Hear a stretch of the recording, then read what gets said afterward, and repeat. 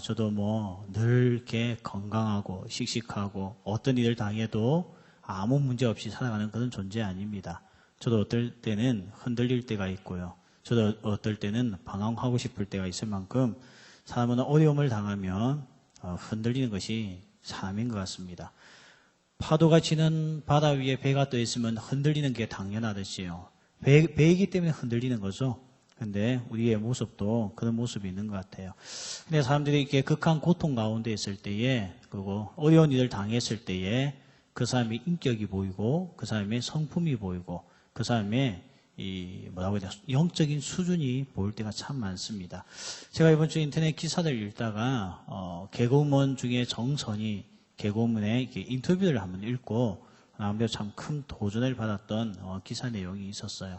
이 정선이 개그우먼은 제가 필리핀에서 사역할 때 저희 교회 와서 청년들 앞에서 간증을 하면서 저도 개인적으로 가까이서 보게 되고 이렇게 좀 알게 되었는데요. 그때 참 보면서 연예인이라고 해서 다 신앙이 그렇게 날라리는 아니구나.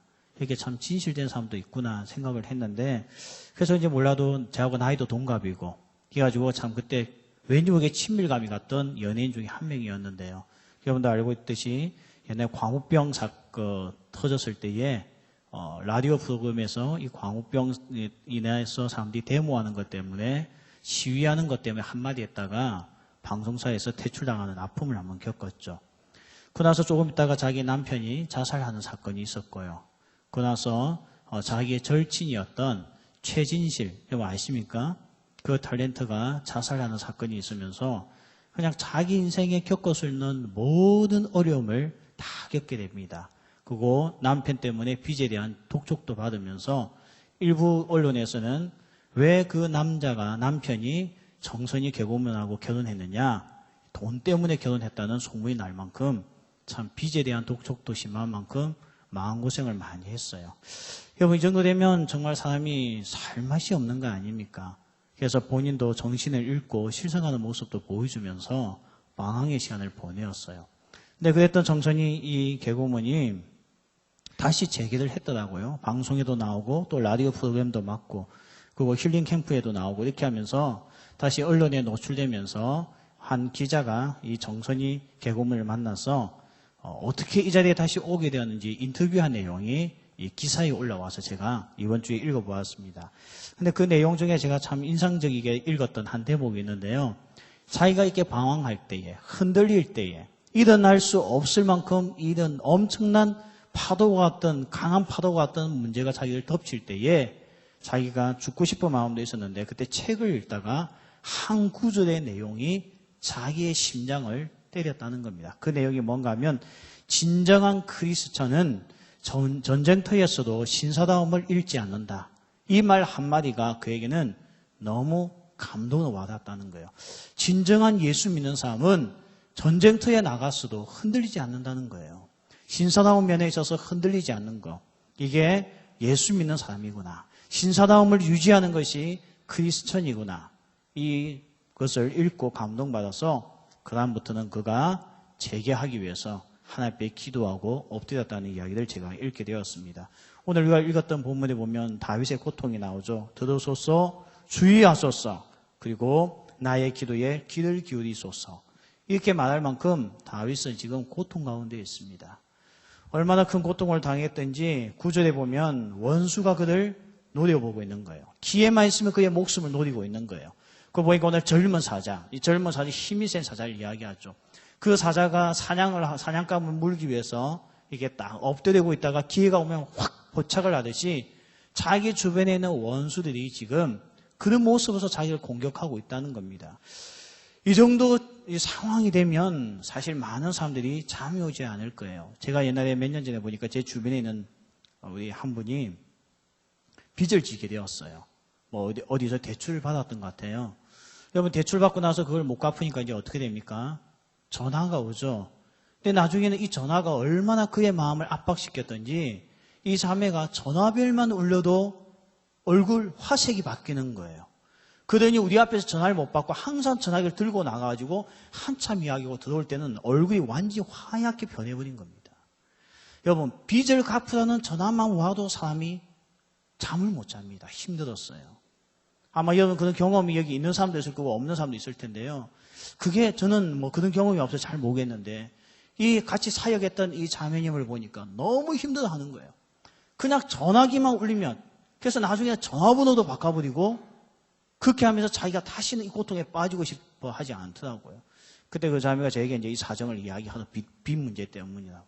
누가 대출을 받았는데 집안에서 그걸 안 갚자 자기에게 넘어와가지고 지금 이 욕설과 뭐 공격을 하면서 전화 오는데 밤잠을 못 자겠다는 겁니다. 누군가가 나를 노리고 있고요. 날 죽이려고 하면 여러분 그게 쉬운 게 아닙니다. 정말 그럴 때는 밖에 나가기가 겁난다는 거죠. 지금 다윗이 있는 지경입니다. 그것은 빚의 문제라고 한다면 다윗은 목숨이 걸려있는 문제였어요. 다윗은 끊임없이 도망을 다녔습니다. 그러나 도망가는 곳마다 사람들이 수근수근 대기 시작했는데 저놈은 사울 왕을 공격할 놈이고 그는 왕권을 탈취하기 위한 악한 자라고 하는 소문이 다윗이 가는 곳마다 알려지기 시작하는 거예요. 그런 소문이 날 때마다 다윗이 마음을 둘 곳이 없는 겁니다. 그러니까 어떻게 합니까? 또 그곳을 또 도망쳐야 되고 오늘 다윗이 있는 가운데 이렇게 흔들리고 있을 때에 이 시편 17편을 그가 기록하면서 그가 흔들릴 때에 그는 이 흔들림을 어떻게 극복했는지 우리에게 보여주고 있다는 겁니다. 오늘 이 말씀을 통하여서 오늘 우리 가운데 어려움을 당하고 정말 흔들리는 그런 믿음의 순간이 있는 우리 청년들이 있다면 오늘 주님께서 주시는 이 성령의 음성을 통하여서 회복되어지는 놀라운 은혜가 있을 줄 믿습니다. 다윗은 이것을 어떻게 극복했는가? 1절부터 7절까지 말씀을 보니까 다윗은 자기 자리를 끝까지 지켰다는 겁니다. 그는 흔들릴 때일수록 뭘 했느냐? 기본에 충실했다는 겁니다. 오늘 그의 기본이 뭡니까? 그것은 기도였어요. 그래서 그런지 모르겠지만 우리 오늘 시편에 보면 대부분 다 이렇게 나오고 다윗의 시 이렇게 나오잖아요. 그런데 오늘 보니까 다윗의 시가 아닌 제목이 뭐가 되어 있습니까? 다윗의 기도라고 되어 있어요. 다윗은 기도의 자리에 있었다는 거죠. 오늘 보니까 정말 다윗은 기도하는 사람이었습니다. 여러분 삶에 어려움을 당하면 흔들리죠. 흔들리면 어떻게 됩니까? 자기가 있어야 할 곳에 있지 않는 사람들이 있습니다.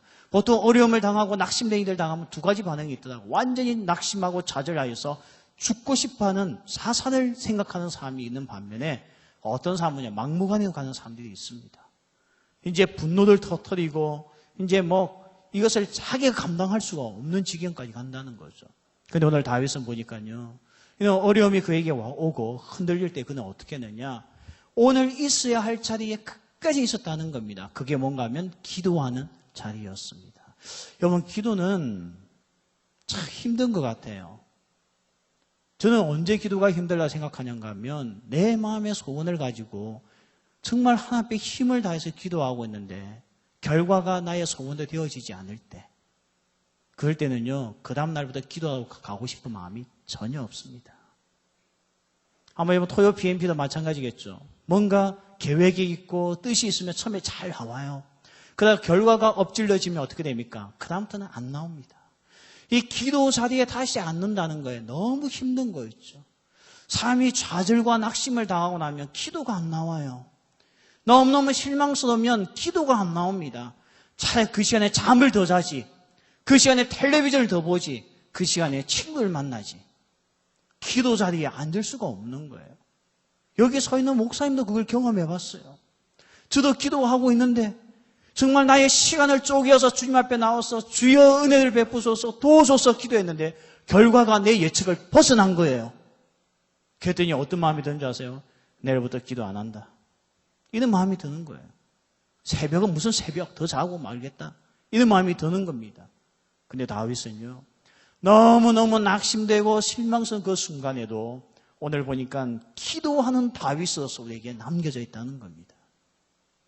참 너무 멋있죠. 다윗은 기도 자리를 떠나지 않았다는 거예요. 그것뿐만이 아닙니다. 오늘 말씀해 보니까 4절 5절 보니까 그는 입으로 범죄하지 않았다는 거예요. 여러분 사람이요 어려움을 당하고 흔들리면 그때부터는 앞에 보이는 게 없어요. 맞죠? 그 보이지 않으면 어떻게 합니까? 종종 그런 청년들 있잖아요. 직장에서. 너무너무 직장생활이 힘들고 고난하고 참다가 팍 터지는 날이 있습니다. 그날은 사장도 없어요. 반말하고 쌍욕하고 내가 다시는 이 직장 오나봐라고 그날 엎어버리는 청년들이 있습니다. 다윗은 그렇게 하지 않았다는 거예요. 우리는 화가 나고 좌절이 오면요, 입어서 온갖 저주를 퍼붓습니다. 아내는 남편에게 막 저주를 퍼붓는 거예요, 그날. 남편도 아내에게, 밑에 있는 사람이 윗사람에게 함부로 말하고 하는 겁니다. 저도 당해봤어요, 우리 청년들한테요. 나한테 반말 쓰는 애 있었어요, 화가 난다고요. 저도 양보 벗었어요. 네가 오늘 앞이 보이지 않냐? 여기서 오늘 인생 끝인 줄 알고 있냐? 나중에 추천서 써줄 일이 있었어요. 제가 어떻게 적었겠습니까? 그놈 때문에 양보 깠다고 적었겠습니까? 목사 절대 그렇게 적지는 않아요. 그냥 평범하게 적어요. 그래서 끝입니다. 거짓말을 할 수는 없으니까. 그렇다고 나쁜 말 적을 수는 없으니까요. 사람이 화가 나면요, 입으로 범죄합니다. 보이는 게 없어요. 다 반말이고 다 욕설이고 막 그런 거예요. 그러다 오늘 다윗은 보니까요, 입으로 범죄하지 않을 뿐만 아니라 포악한 길로 가지 않았습니다. 사람이 화가 나면 어떻습니까? 폭력을 행사합니다. 종종 우리가 뉴스에서 보잖아요. 분노한 청년들이 지나가는 할아버지를 폭행하고 남의 상가들 때려 부수고 폭력이 그냥 난무하는 겁니다. 근데 다윗은요, 이 너무너무 절망적인 순간에 그는 폭력을 행사하지 않았어요. 이렇게 얌전하게 보이는 우리 청년들도요, 자기 뜻대로 되어지지 않으면 집에 와서 부모가 무슨 죄가 있다고 부모에게 함부로 이야기하면서 물건을 던지는 청년들이 있습니다. 꼭 보면 비싼 건 안 던져요. 만만한 거 던지고 자기 물건 아닌 것만 발로 차요. 그렇게 해서 달라질 게 뭐가 있습니까? 그런데도 불구하고 많은 사람들이 포악한 일을 하는 겁니다. 거기다가 오늘 다윗은 뭘 하지 않았습니까? 5절 말씀에 보니까 나의 걸음이 주의 길을 굳게 지키고 실족하지 않았다는 겁니다. 아까 제가 그랬잖아요. 삶이 낙심하고 흔들리면 어떻습니까? 그 다음부터 기도는커녕 아예 그냥 예수 믿는 사람답지 않게 살기 시작합니다. 안 마시던 술도 마시기 시작하고 안 하던 짓도 하기 시작하면서 완전히 망가지는 길로 막무가내로 가는 사람들이 있는데, 다윗은 그런 위기가 와도 자기 자리를 지키고 믿음의 길을 걸어갔다는 거예요. 주님의 발자취를 따라갔다는 겁니다. 아마 성경에 다윗만큼이나 큰 고난을 당했던 인물이 욥이라는 인물이 있죠. 욥기 23장 11절 12절에 보면 욥도 고난 당할 때 그가 입술로 했던 고백의 말씀이 있습니다. 욥기 23장 11절 12절 말씀 우리 같이 함께 읽겠습니다. 자, 시작.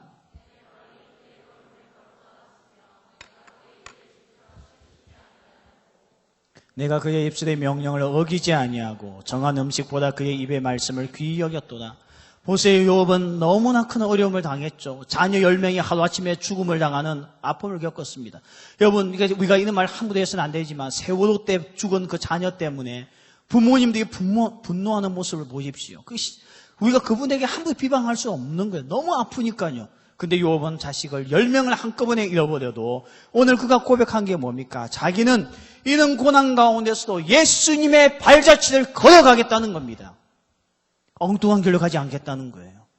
끝까지 주의 길을 따라서 가겠다는 것이 욥의 다짐이었습니다. 언제 다짐한 겁니까? 잘 먹고 잘 살 때였습니까? 가장 마음이 아프고 가장 힘들 때에 그가 했던 다짐이었습니다. 나는 오늘 인생이 망하였지만 주의 길을 끝까지 가겠다면서 욥도 자기 자리를 지키는 길로 갔다는 겁니다. 여러분, 우리의 모든 것은요, 자기 자리를 지키고 있을 때가 좋은 겁니다. 우리 몸에서 가장 중요한 게 뭡니까? 피죠, 피. 이 피가 별거 아닌 것 같지만 이거 얼마나 소중합니까?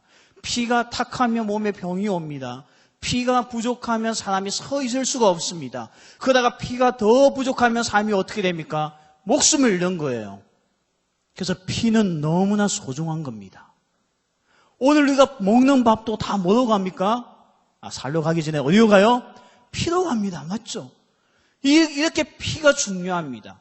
너무나 소중합니다. 근데 신기하게 이 피가 우리 몸 밖으로 나오면 어때요? 잔인하죠. 지금 내 몸에 엄청난 피가 흐르고 있어요. 근데 이 피가 밖으로 나오면 잔인해집니다. 축구할 때 보십시오. 와, 우리 팀 진짜 오늘 게임 안 풀린다. 이러다 큰일 나겠다. 골키퍼가 골대를 비우고 자기가 공격하면 어떻게 되겠습니까? 끝나는 거예요. 오늘 다윗은요, 하나님 앞에서 힘들고 어려운 가운데 있어도 그는 자기가 걸어가야 될 주의 길, 주의 도, 하나님의 말씀을 그는 떠나지 아니하고 입술로 범죄하지 아니하고 포악하지 아니하고 오직 하나님의 말씀을 따라 그 자리에 있었다는 겁니다. 이게 바로 오늘 고난을 당한 이 다윗이 살아갔던 방법이고 욥의 방법이었습니다. 다시 돌아와서 정선이 이 방송인이 했던 말 중에 이런 말이 있어서 제가 오늘 메모해 왔어요. 깃발이 표대에 걸려 있으면 상징이지만 떠난 순간 헝겊 조각밖에 되지 않는다는 거예요. 맞죠? 표대에 걸려 있는 깃발 보면 멋있잖아요. 교회를 상징할 때도 있고 국가를 상징할 때가 있고 뭔가 멋있잖아요. 그 깃발 하나 꽂기 위해서 얼마나 많은 사람이 땀과 수고를 합니까? 근데 그 깃발에 걸려져 있는, 그 깃대에 걸려져 있는 깃발이 떨어지고 나면 그 깃발은 헝겊 조각밖에 안 됩니다. 하나님의 곁을 떠나는 순간, 붙잡아야 될 하나님을 잡지 아니하고 떠나는 순간 우리는 헝겊 조각밖에 안 된다는 겁니다. 오늘 혹시 이런 아픔과 어려움을 당한 우리 형제들 있습니까? 자매님들 있습니까? 주의 길을 걸어가는 은혜가 있길 소원합니다. 기도 자리에 다시 앉는 은혜가 있길 소원합니다. 바른 주의 길 발자취를 따라가는 은혜가 있기를 소원합니다. 오늘 두 번째 다윗은 이런 문제를 당했을 때에 그에게 어떤 믿음을 가졌는가 하면 7절과 9절에 보면 그가 주의 기이한 사랑을 나타낼 것을 믿었습니다. 주님의 이 특별한 사랑을 어떻게 나타내는가? 오늘 말씀해 보니까 하나님께서 눈동자를 지키시는 것 같이 내가 나의 눈동자를 지키는 것 같이 주님께서 나를 지켜주시고 주의 날개 그늘에 나를 보호하신다고 그는 그 믿음을 가지고 이 고난을 극복하기 시작했다는 겁니다. 여러분 정말 다윗도 얼마나 힘들었겠습니까? 정말 힘들었습니다. 그를 죽이려고 하는 원수가 왔죠. 그가 웅크리고 있다가 언제 다윗을 삼킬지 모르는 그 불안과 초조 속에 있을 때 다윗은 절망하지 아니하고요. 자기의 뜻대로 되어지지 않을 때 그는 낙심하지 아니하고 어떤 믿음을 가졌는가? 하나님께서 나를 보호하신다는 겁니다. 어떻게 보호한다고요? 내가 내 눈동자를 보호한 같이 하나님께서 오늘도 나를 보호하신다는 믿음을 그가 가졌다는 겁니다. 여러분이 신체 기관 중에서 아마 가장 보호가 잘 발달되어 있는 기관이 눈입니다. 눈 중에서도 또 어디입니까? 눈동자입니다. 이걸 오늘 보호하기 위해서 눈썹이 있고요. 또 뭐가 있죠? 속눈썹이 있고 또 뭐가 있습니까? 눈물샘이 있습니다. 이 눈물샘을 통하여서 우리의 눈동자가 상하지 않게끔 눈물로서 씻어내주고요. 그리고 우리의 이 눈썹을 통해서 이 이물질이 들어가지 않게끔 막아주고 속눈썹을 통해서 이 눈동자 다치지 않게끔 보호해줍니다. 그런데 오늘 우리 자매들 보세요. 하나님의 이 하나님의 창조의 법칙을 어긴 자매들이 많아요. 눈썹을 밉니다. 속눈썹을 뒤집어 엎습니다. 그러면 안 된다는 거죠. 속눈썹은 뒤집으라고 주신 게 아닙니다. 어떻습니까? 건강한 속눈썹은 밑으로 내려와야 돼요. 그래야지만 눈동자를 보호하는 거죠. 옛날에 제가 청년 때 우리 캠프를 갔는데요. 아침에 갑자기 우리 형제들이 와! 하고 달려오기 시작한 거예요. 나 무슨 일인가 했더니 우리 형제들 하는 말, 여자들이 눈썹이 없대요. 있는 줄 알았는데 하룻밤 자고 나니까 눈썹이 없대요. 밑적을 위해서 그렇게 하겠죠. 그런데 하나님의 보호하시는 창조의 원리를 보면 눈썹은 자르면 안 돼요. 저같이 자연적으로 살아야 됩니다. 속눈썹 올리면 안 돼요. 더 내리시길 바랍니다. 이게 창조의 법칙이죠. 근데 어쨌든 이건 농담이고요.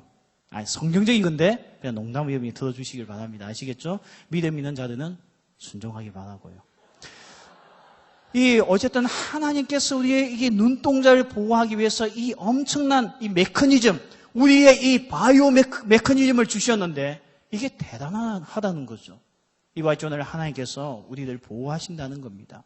그래서 오늘 실제 보면 사무엘상 23장에 보면요. 다윗이 도망을 다녔습니다. 사울을 도망 다녔는데 미온 광야 가가지고 완전히 이제 포위가 된 거예요. 그가 동쪽으로 가면 사울 군대가 동쪽으로 오고 서쪽 가면 서쪽에도 군대가 있고 그 생각해 보아도 이제 내 인생 여기서 끝 하는 마음이 들었습니다. 이제 내가 도망다니다 드디어 이제 사울 왕의 여기 이 자리에서 죽는구나 생각하고 있을 때에 갑자기 전령이 사울 왕에게 달려와서 왕이시여 큰일 났습니다. 블레셋 군대가 이스라엘 땅을 침공하였습니다. 침범하였습니다. 이 이야기 듣고 사울이 다윗을 볼 틈도 없이 어떻게 합니까? 군대를 끌고 블레셋 군대와 싸우기 위해서 가게 되면서 다윗은 그 순간 다시 살아나게 됩니다. 다윗이 이 경험을 했어요. 이 시편 17편을 이 사건을 겪어서 그런 것이 아니고 10편, 17편을 가지고 그거 먼저 기도하고 난 이후에 겪은 사건입니다. 오늘 우리에게도 하나님의 보호하심이 있는 줄 믿습니다. 우린 절대 망하지 않습니다. 우린 절대 무너지지 않는 거예요. 왜냐하면 하나님의 보호하심이 있다는 겁니다. 어떻게 보호합니까? 눈동자를 보호하듯이 하나님께서 보호하시는 줄 믿습니다. 세 번째, 오늘 다윗은 어떤 믿음을 가지고 이 순간을 극복해 나가는가? 14절과 15절에 보면 이런 이야기를 하죠. 다윗은 시기하지 아니하고 하나님의 얼굴만 바라보았다는 겁니다. 14절 내용이 이겁니다. 어떤 내용이 하면 이렇게 나오죠. 세상 사람들이 어떻게 생각하면 그들의 분깃을 받은 사람들에게서 주의 손으로 나를 구하소서 하면서 그들은 주의 제물로 배를 어떻게 해요? 채우고 그거 자녀들로 만족시키고 그거 남은 돈을 어떻게 합니까? 그의 후손들에게 남기는 거, 물려주는 거. 이게 세상 사람들이 살고 있는 방법이라는 거예요. 실제로 그렇게 살고 있던 사람들이 다윗 주변에 많았던 것 같습니다. 여러분, 나는 너무너무 지금 살기 힘들고 어렵고 지쳐 있는데 내 친구는 오늘 이와 같이 배를 채우고 넉넉하게 살고 있다고 생각한다면 우리는 그때가 가장 힘듭니다. 그냥 다 같이 보릿고개를 넘고 있고 다 같이 죽을 먹고 있으면 그냥 그러려니 하고 살아요. 그런데 오늘 내 곁에 있는 사람, 내 이웃이 너무 잘 먹고 잘 살고 그의 배는 넉넉하고 자기만 잘 먹고 잘 사는 줄 알았더니 그의 자녀들도 잘 먹이고 더 나아가 남은 것을 나에게 나눠주는 것이 아니고 그의 자손들에게 유산으로 넘겨주고 있는 모습을 보고 있으면 얼마나 힘든 줄 아십니까? 나도 그렇게 살고 싶었는데 나도 취직해서 그렇게 살고 싶었는데 나의 문제는 해결되지 않는데 저 친구가 너무 잘 되고 있으면 지치는 거예요.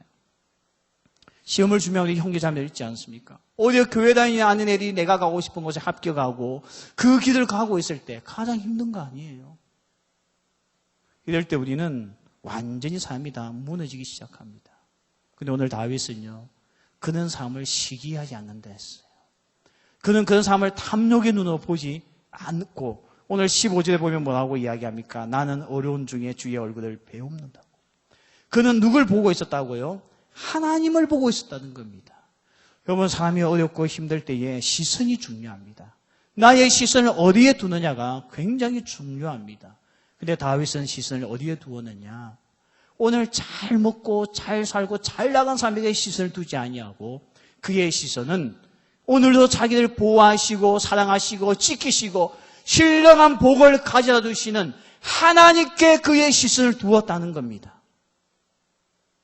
그러니까 그는 오늘 뭐라고 고백하면 15절에 내가 깰 때에, 내가 이 잠에서 깰 때에, 이 어둠에서 깰 때에 주의 형상으로 만족하겠습니다 라고 고백하고 있는 겁니다.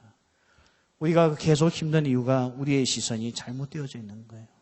우리의 시선이 잘못되어져 있으면요, 우리에게 시기심이 생깁니다. 시기심을 갖다가 스펄즈 목사님이 이렇게 이야기해서 창조를 욕되게 하는 저주가 시기심이라 했습니다. 이 정말 시기심의 바람이 불면 저 에덴 동산이 무너진다고 스펄즈 목사님이 이야기했습니다. 우리 마음에 정말 믿지 않는 자들, 정말 나도 가고 싶은 그 길을 믿지 않는 자가 걸어갈 때 우리 안에 생기는 이 시기심에 대해서 오늘 스펄즈 목사님은 그것이 하나님의 창조를 무너뜨린 것이고 하나님 앞에서 사단이 쓰고 있는 장자요 가장 악한 것 중에 하나가 시기심이라고 이야기를 했습니다. 그러면 우리는 그런 걸 보면 안 돼요. 이 세상에 보면 돈을 많이 벌고 그것으로 배를 채우고 자기 후손에게 넘겨주는 삶을 보면 안 됩니다. 그럴 때 우리는 더 비참해지는 거죠. 오늘도 날 사랑하시고 내게 소망 주시고 난 비록 내가 죽어도 내게 이 엄청난 하늘의 상급을 허락하실 그 하나님을 바라볼 때에 아침에 깰 때에 주 형상에 만족하는 성도들 되는 겁니다. 이명박 전 대통령이 옛날에 했던 간증 중에 이분이 한때 신앙이 좋았잖아요. 이런 내용이 하나 있어서 제가 참 감동을 받던 게 있습니다. 어머니 이야기 이분이 자주 해요. 보니까 어머니 읽지를 못하는 것 같아요. 이 어머니가 자기 집은 너무너무 가난해서 죽을 먹고 있을 때였는데 자기 옆집에 사는 사람은 거지예요, 거지. 근데 거지가 더 먹을 것이 없을 줄 알았더니 이 사람들이 동냥을 해오니까 오히려 쌀밥을 해먹고 있다는 겁니다. 자기들은 죽을 먹고 거지들은 동냥에 가서 쌀밥을 먹고 있으니까 그게 너무 부러워가지고 이명박 대통령이 그걸 쳐다보고 있었대요. 먹고 싶다. 우리도 저렇게 살았으면 좋겠다. 그럴 때마다 어머니가 불러서 때리면서 혼내줬다는 거예요. 왜 그랬을까요? 그가 그 쌀밥을 부러워하고 저 가정과 같이 살고 싶다면 그의 인생은 거지 수준을 못 벗어난다는 겁니다. 그래서 어머니가 그것을 못 보게 했대요. 제가 그걸 듣고요. 야, 진짜 훌륭한 아들 위에는 훌륭한 어머니가 있으니까 가능한 거구나 생각했습니다. 오늘 주님께서 우리에게 주시는 말씀입니다. 욥도 마찬가지입니다. 욥도 욥기 19장 25절 26절에 보면 그가 이렇게 고백하고 있습니다. 한번 띄워주시겠습니까? 같이 읽겠습니다. 자, 시작. 내가 알기에는 나의 대속자가 살아계시니 마침내 그가 땅 위에 서실 것이라. 내 가족이 벗김을 당한 뒤에도 내가 육체 밖에서 누굴 본다고요? 하나님을 본다는 겁니다. 욥은 이 고난의 길을 걸어갈 때에 그의 눈을 어디에 두었습니까? 오직 하나님. 오늘도 나를 보호하시고 나에게 은혜 베푸시고 상을 베푸시는 하나님을 보고 걸어갔다는 겁니다. 여러분 정말 장애물을 건널 때 한번 보십시오. 이 장애물을 건널 때마다 항상 조교들이 이야기하잖아요. 앞을 보세요. 목표 지점을 보십시오. 밑을 보지 마십시오. 밑을 보는 순간 어지러워지기 시작하고 중심을 잡지 못합니다. 그렇게 이야기하잖아요. 오늘 우리의 이 신앙이 흔들릴 때 균형을 잡아야 되는데 하나님을 보지 못하면 우리도 비틀거리면서 떨어지고 쓰러지고 넘어진다는 겁니다. 오늘 정말 우리에게 주신 이 말씀과 같이 우리 모든 청년들 안에 하나님을 바라보고 살아가는 은혜가 있기를 소원합니다. 주변에 내가 가고 싶은 길을 가는 삶을 보지 맙시다. 그 길은 나를 넘어뜨리는 길입니다. 오늘도 이 말씀을 붙드시고 이런 정말 흔들리는 상황이 왔을 때에 오늘 말씀같이 자기 자리를 지키며 가야 할 주의 발자취를 따라가는 우리 청년들 될 줄 믿습니다. 또한 오늘 주님께서 우리에게 주셨던 말씀과 같이 오늘 우리에게 무엇을 요구했습니까? 오늘 우리에게 하나님의 보호하심을 믿으라는 겁니다. 비록 지금은 내가 어려움을 당하고 환난을 당하고 어떻게 살아야 될지 앞이 보이지 않지만 중요한 사실은 하나님의 보호하심에는 변함이 없다는 거예요. 우리가 오늘도 이 믿음을 가진 은혜가 있길 소원합니다. 그것 마지막으로 우리에게 주셨던 말씀이 뭡니까? 세상에 있는 것들을 바라보면서 시기심을 가지지 말고 오늘도 날 보호하시고 지키시고 내게 한량없는 은혜 베푸시고 상 주시는 하나님을 바라보는 우리의 시선이 하나님 앞에 고정되어져 있는 그런 놀라운 은혜가 오늘 이 자리에 모인 우리 모든 청년들에게 있을 줄 믿습니다. 기도하겠습니다. 주님 감사합니다. 정말 믿음의 길을 걸어갔던 다윗과 같은 인물도 흔들렸지만 그가 흔들릴 때에 오늘 하나님의 이 보호하심을 믿고 하나님만을 바라보고 그가 기도하는 자리를 포기하지 아니하고 자기 자리를 지키며 하나님의 발자취를 따라간 것과 같이 오늘도 우리 모든 청년들에게 이런 다윗의 영성을 가지고 믿음 가운데 살아가는 저희들 되게 하여 주옵소서. 오늘도 방황하는 청년들 얻게 하소서. 오늘도 흔들리는 청년들 얻게 하소서. 오늘도 하나님 포기하는 청년들 얻게 하여 주옵소서. 막무가내로 살아가는 청년들 얻게 하여 주옵소서. 우리의 심령을 주님께서 붙잡아 주옵소서. 주 예수 그리스도의 은혜와 하나님의 사랑과 성령의 교통하심이 오늘도 우리에게 주신 주님의 말씀을 붙들고 흔들릴 때에 정말 오늘도 하나님을 바라보는 그 시선과 그리고 오늘도 하나님의 보호하심을 믿는 믿음과 오늘도 내가 있어야 할 자리에 있는 이런 다짐들을 가지고 살기도 다짐하는 우리가 사랑하는 모든 청년들 머리 위에 지금부터 영원까지 함께 있을지어다. 아멘.